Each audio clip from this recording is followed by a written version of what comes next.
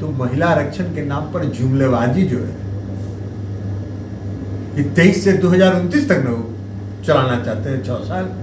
इसलिए हमने कहा कि ये इस जो 2024 का सबसे बड़ा जुमला है। उनकी कोई इच्छा नहीं। जहां तक आरक्षण में आरक्षण का सवाल है तो आरक्षण में आरक्षण पूरे देश की मांग है और इसीलिए हम लोग कह रहे हैं कि जाति आधारित जनगणना कराई। नमस्कार, आप देख रहे हैं न्यूज़ फॉर नेशन और मैं स्वाति पांडे आपके साथ। अरे 2014 से अब तक 10 साल आप सत्तासीन रहे, आप सत्ता में बैठे रहे, अब तक आपने क्यों नहीं किया? आप जब 2024 में चुनाव है तो आप जुमला दे रहे हैं, लोगों के हाथ में लड्डू पकड़ा रहे हैं।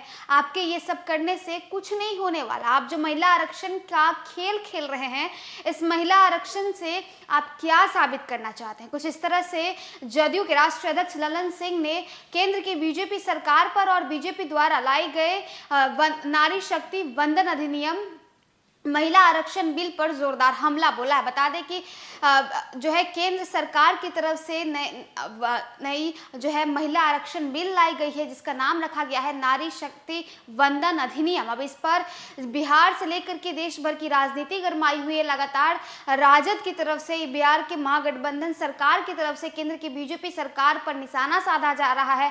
राबड़ी देवी जो है लगातार ट्वीट के जरिए बाकायदा केंद्र सरकार पर हमलावर हो रहे हैं। इतना ही नहीं, राहुल गांधी ने भी हमला किया। नीतीश कुमार ने जहां एक तरफ इस अधिनियम का, इस बिल का सपोर्ट किया तो वहीं दूसरी तरफ उन्होंने एक बड़ी मांग भी रख दी। उन्होंने कह दिया कि इस अधिनियम में, इस बिल में आप पिछड़ा, अति पिछड़ा और ओबीसी की बात क्यों नहीं कर रहे? अब इसी कड़ी में बता दें कि जदयू के राष्ट्रीय अध्यक्ष ललन सिंह ने भी केंद्र की बीजेपी सरकार पर, खासकर प्रधानमंत्री नरेंद्र मोदी पर जोरदार हमला बोला है। उन्होंने कहा है कि महिला आरक्षण बिल के जरिए प्रधानमंत्री नरेंद्र मोदी और बीजेपी वाले जुमला कर रहे हैं, ये हाथ में बस लड्डू पकड़ा रहे हैं। अगर आपको इतना ही चिंता है, अगर आपको इतनी फिक्र है तो आप पिछड़ा, अति पिछड़ा वर्ग को, ओबीसी वर्ग को इसमें शामिल क्यों नहीं करते हैं? आप साबित क्या करना चाहते हैं? क्या कुछ कह रहे हैं ललन सिंह? किस तरह से उन्होंने नारी शक्ति वंदन अधिनियम को लेकर के केंद्र की बीजेपी सरकार पर बड़ा निशाना साधा है, जोरदार हमला बोला है? अरेंज किया महिला आरक्षण उनको देने की उनकी इच्छा है ही नहीं। और भारतीय जनता पार्टी और आदरणीय प्रधानमंत्री नरेंद्र मोदी जी की सरकार महिलाओं को आरक्षण नहीं देना चाहती है। महिला सशक्तिकरण में उनका कोई विश्वास है ही नहीं, क्योंकि अगर महिला सशक्तिकरण में उनका विश्वास होता तो 5 साल पहला टर्म 14 से 19 और 19 से 23 तो 9.5 साल में कहने लायक भी।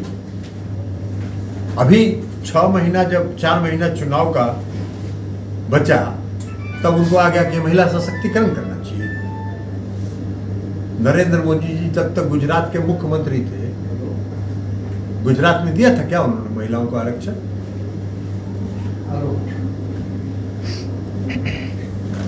इसलिए ये सब है ही नहीं। और जो महिला आरक्षण का बिल उन्होंने लाया है उसमें क्या है?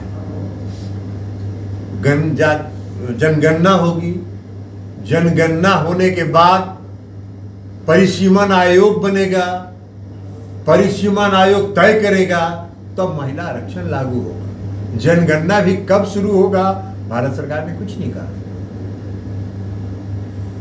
गृह मंत्री जी कह रहे हैं कि लोकसभा के चुनाव के बाद होगा, तो लोकसभा चुनाव के बाद जनगणना होगा शुरू, तब तक परिसीमन आयोग बनेगा, तब तक 2029 आ जाएगा। तो महिला आरक्षण के नाम पर जुमलेबाजी जो है कि 23 से 2029 तक न चलाना चाहते हैं 6 साल। इसलिए हमने कहा कि ये इस जो 2024 का सबसे बड़ा जुमला है। उनकी कोई इच्छा नहीं। जहां तक आरक्षण में आरक्षण का सवाल है तो आरक्षण में आरक्षण पूरे देश की मांग है और इसीलिए हम लोग कह रहे हैं कि जाति आधारित जनगणना कराई। जब जाति आधारित जनगणना आप कराएंगे तब पता चलेगा कि किस समाज की क्या आबादी है, और तब उसके हिसाब से वही आरक्षण दीजिए। उस वर्ग की महिलाओं को भी आरक्षण मिलना चाहिए, क्यों नहीं मिलना चाहिए? अल्पसंख्यक समुदाय के भी महिलाओं को मिलना चाहिए। हालांकि जो दलित में या अति पिछड़े में भी हम लोग मांग कर रहे हैं कि अल्पसंख्यक समुदाय को भी अति पिछड़ा की संख्या में शामिल करिए।